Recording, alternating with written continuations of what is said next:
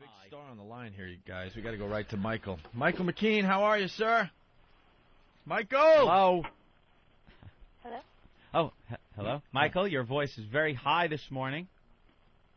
What the hell do you want? That must be so nice. I'm asleep here. That's got to be so nice to reach the point where you don't even have to wait on the phone anymore. Some girl waits for you. Some girl. She's a very important woman in this business. Don't you forget it. We all know you're a big star, but that's a nice luxury to have, man. How you guys? If you can get a hooker to do your chores and assist you. They're ready for you, sir. And hands over the phone. You know, it's just an extra $20 tip for a happy ending. Full release, nice. Michael in studio. It's Opie, it's Anthony, Jim Norton, and Adam Farrar. So. How are you, Michael? I know Adam, don't I? Yeah, we did the Reiner roast together. Absolutely. Good to hear from you. You were funny. Thank you, and so were you. No, you were. Thanks. I remember only the funny ones. That's just the great thing about getting old. You get very selective memory. You don't remember the people who bored you. Only the good ones. Getting old. You consider yourself an old guy these days? Well, I have like almost a white beard now. I grew a beard for this play I was doing in Williamstown, Massachusetts. And you know, when you start talking like your dad, that's one thing. But when you start looking like your dad, oh really? Yeah. I look very goatish, but it's made the rest of me look slimmer. So I guess it's working. Hey, why do you guys do plays? I know that's such a general question, but from time to time you see these big movie stars like yourself, and all of a sudden you go off and do a play, and I'm thinking, why not take that time to kind of just hang out and wait for that next big movie or TV show? Because doing plays is more fun than hanging out, especially if you get to work with people you like. And have you ever been to Williamstown, Massachusetts? It's paradise. It's awesome. A little muggy, but you had it a little muggy here over the weekend in New York. Is that Western Mass? Yes, it is. I hear Western Mass is I beautiful. saw Michael do a great job in the Woody Allen play. Oh, you did? Yes, you did. You were fabulous. Oh, thanks. And every time you talk about the weird theater, I'm using experience. the word fabulous. The theater. Ah, yes. So they're all very artistic, Opie, and they got to let that out. You know, I think sometimes you it's not guys all about should the do paycheck. you guys should do some theater on the air. You should do like the brothers scene from Death of a Salesman. Ah, good I one. think that would be great with you guys. I want to be Biff. That's not a bad idea. We'll just Biff get and scripts. Happy. We'll get Which one of you scripts is colder? Which one of you is more emotionally cold? Oh, Opie. Well, he's Stop. got to be happy then. You can be happy. Yeah, that'll be ironic. Opie whistles at funerals. All right, get the script. We'll do that on the show just for you. Yeah. It'll be awful, but it'll make for some good radio. What the hell are you working on these days? Well, I'm here to tell you all about a show that starts Friday on the Independent Film Channel. It's called Hopeless Pictures, and it was created by Bob Balaban, and it's this very kind of twisted, dark, and yet very jolly show about Hollywood. And it's very funny, and we got a lot of great people in it, like Jennifer Coolidge and Lisa Kudrow and me and Balaban and Rob Reiner and just tanks and tanks of funny people, and it's a very good show, and you should watch it. Damn it! There's the plug. The plug is done. So let's talk about something else. A plug for Hopeless Pictures. No, it sounds like it's a very funny show. It's a little on the nasty side, so you know if the kids are under 10, they can't be watching it with you. They won't want to anyway. Are you sick of Spinal Tap questions? No. Go ahead. Did you guys know that it was going to be just such a cult That thing it would hang in there? when you guys were writing it? 20 some odd years I know. later. Did you think you were onto something? Did you feel like you were in like that creative zone when you guys were creating that movie? We just knew we wanted to kind of do it a certain way, and we also knew that it was hopeless that it was going to be a big hit in the theaters, and of course it wasn't. It didn't really achieve its life until oh really? Video. Oh yeah. I mean, at certain places it was big in New York, it was big in Los Angeles. Well, it was medium big in Los Angeles, and it was huge in Boston for some reason. Probably because there's a couple of jokes about Boston. Right. But you know, for the most part, the competition was Ghostbusters and you know, huge comedies like that. So it really wasn't until video rental kind of settled into a financial groove around the mid '80s that it really took off. And it's nice that it's I think we did build it with some shelf life, so it wouldn't become immediately dated.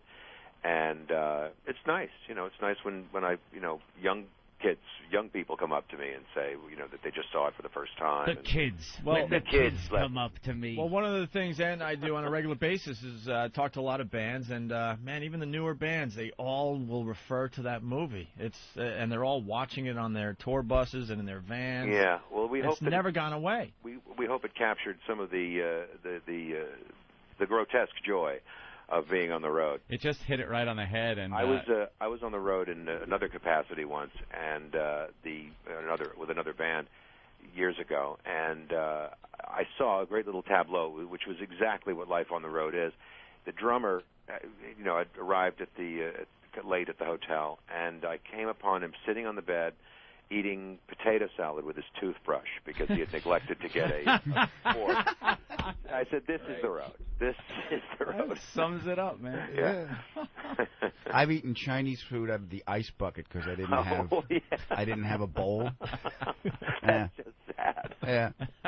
So thank God there was no one with a camera. Yeah. Yeah. Were you in a band?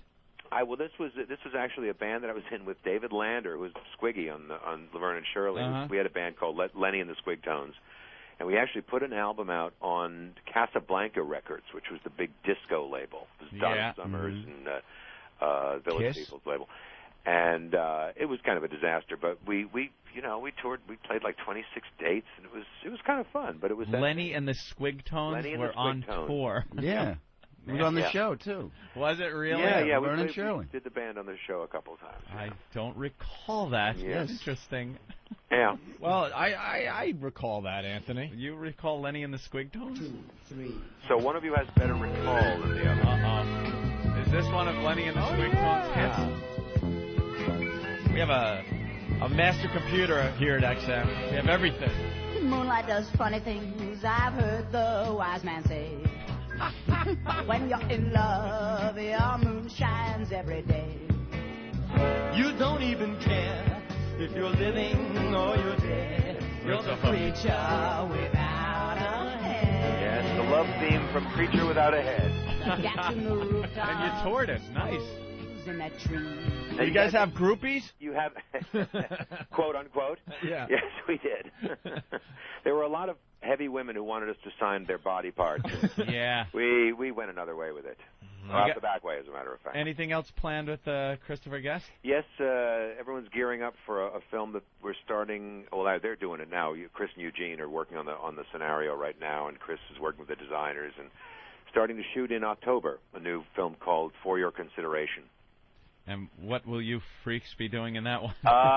Well, it's kind of peripherally about the movie business, but it's more about the people in movies and theater and high hopes and dashed dreams and all that crap that we go to the movies for. It's going to be great, and it's every bit. Catherine and Eugene and Parker Posey and the usual suspects. The whole gang, Coolidge and. Yeah, how do you get into that fraternity? You got to be good at it, I think. Chris is being plagued by very, very well established actors coming up to him and saying, "I'd love to do one of those things," and realizing that they've never improvised with anything before, and it's just it takes a little whinging. But I mean, you guys do this. You guys do this every morning, don't you? You don't have a script. Yeah, so why can't we be in one of the movies? Well, I'll put your names in, but I don't have high hopes. Yeah, I don't either. Hey, what are the odds of a sequel to Used Cars? Well, let's see. I think we're all still alive. Even Jack Warden, who was kind of, he's still around. How about Frank McRae? He was one of my favorites. Oh, isn't he great? Yeah, he's hilarious. Yeah, he's one of those guys who was always when he looms on the screen, you go, "Oh, we're going to be okay for a little while anyway." He's a very funny actor. You know who's great in all the movies that Chris has put together and stuff? Goddamn Fred Willard. Oh, my God. Well, I've known Fred for 30 years. He is a very strange man. He doesn't like having a hotel room near the elevators because the dinging, the bell. It's not very strange if you stay in a lot of hotels. You do realize that. Well, but this I get bummed out when my room is near the. But this is what he does. He travels with little tools, and he disables the bell on the floor. He goes and he takes the panel off, and he kills the bell. But he fixes it before he leaves the hotel. That's nice of him. Yeah. Real So, weirdo. Fred is a very practical lunatic. and we love him. Hey, Mike, I got to ask you a question. Okay. I'm looking for an honest answer from one of you guys. Now, your bio is obviously very impressive. You've done there's like 100 projects listed here that we could go through, okay? Yeah. When you're in a movie that you know just stinks, and you have to do press, I mean, how do you get yourself up for that? Because we were talking to somebody from Deuce Bigalow, European Gigolo, whatever. And obviously the reviews are absolutely awful. And I kind of asked him about it. How does he feel that the review? And and he's towing the company line and saying, "Oh no, it's funny and this and that." And he knows it's a bad movie. Yeah. It's not going to kill his career. He'll go on to some other things that'll continue making him a star. But what goes through your head when you start reading some of these reviews and you just know that they're not off base and that wow, they nailed this, unfortunately, and I was hoping they weren't going to nail it. Well, I've entered a new phase of my life where I read nothing. I read no reviews. Really? My wife, Mm-hmm. I used to be kind of obsessed about it. Read everything, and if you work hard on a picture and it comes out and it sucks, or at least it sucks in the minds of people who make a living writing about it, then you are kind of left with that eggy thing, where you go, I got to talk about this thing, and everyone knows it sucks. But it's just part of the thing. It's, to be honest, you guys are lovely, but this has never been my favorite thing, is to go and pitch something that I've kind of already done with. Yeah. In the case of Hopeless Pictures, just to drop the name one more time, this is something that Bob Balaban's been trying to get off the ground for a few years, and I've always been part of it. So it's, I kind of like, rolling along with the momentum here, and we seem to be getting some nice responses. So this, in this case, there's no problem. But it is a weird thing, but it's just one of those crappy things you have to do, And when you're filming the movie, is there a point where you realize, uh-oh? Sometimes. Yeah. I did a movie once that I really didn't have much to do in it, but they shot it in sequence, and I'm in the beginning of the movie, the end of the movie, the beginning of the movie, the middle of the movie, and the end of the movie.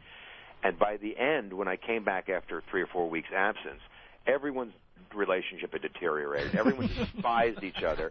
Everyone was walking around saying, "Boy, this is going to be the worst piece of crap ever," and it was.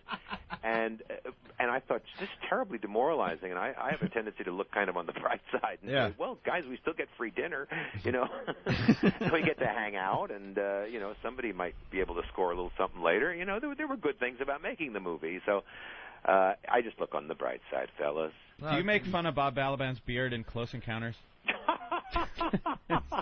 I make fun of the fact that he made his film debut servicing John Voight in the balcony of a movie theater in Midnight Cowboy. Wow. Yeah. He doesn't like to talk about it, but wow. I do. I bet. That was a really hot scene. It was. The boy with the glasses who just wanted to be beaten up in the men's room. Yeah. Wow, I didn't even realize that was him. Yeah, that's him. What a way to start off. Yeah. If you're going to suck a dick, it might as well be in a great film. Oh. I'd like to put you in pictures. It's only going to go up from here. Hey, you were in planes, on your bio, I didn't know you were in planes, trains, and automobiles. It said you were the state trooper. Are you the one that pulled them over when they... After the car has been burned to the ground. What a funny scene. I had no idea that was you. One of my favorite comedies of all time. Yes, it's a funny movie, and it's also a great performance by John Candy. Yeah.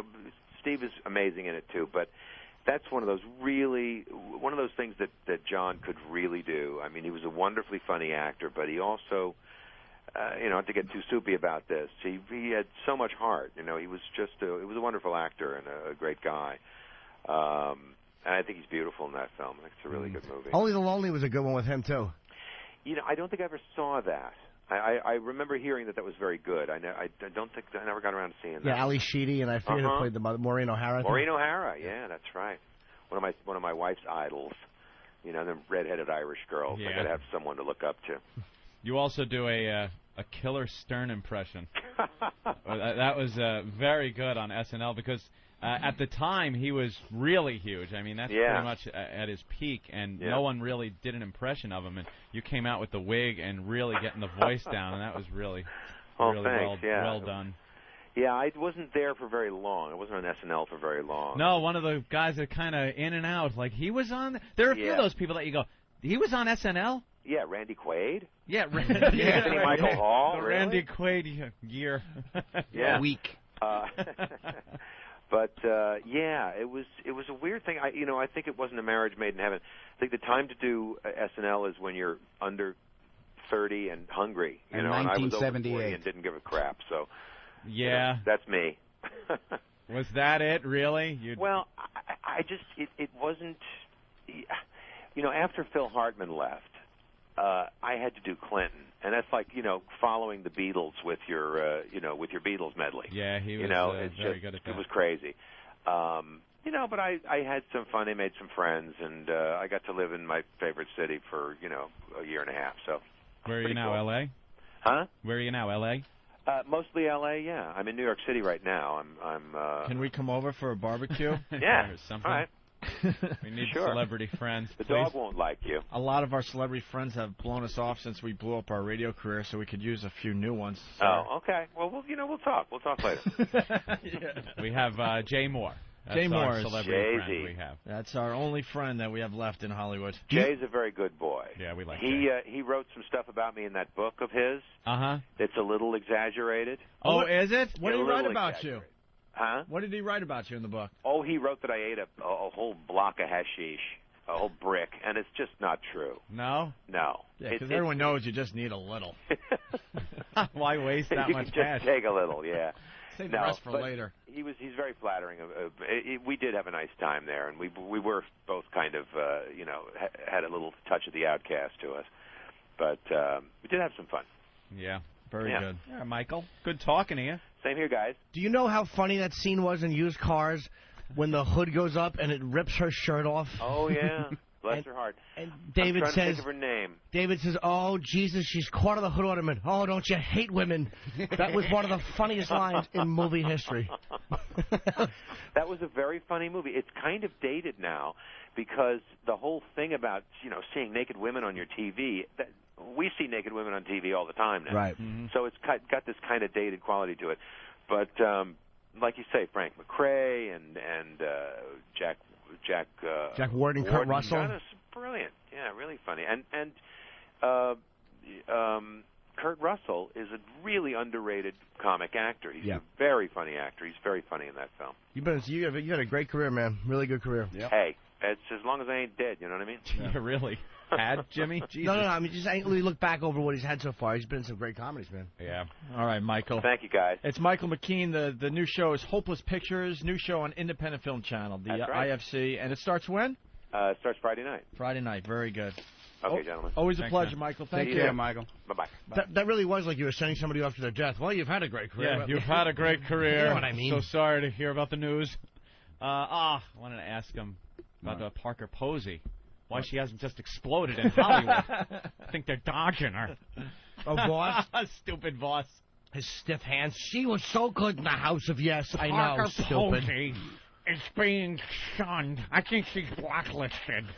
Shut up. He just likes the fact that there's an S in her name and he can actually say it without tripping over his own stupid fat tongue. Parker Posey.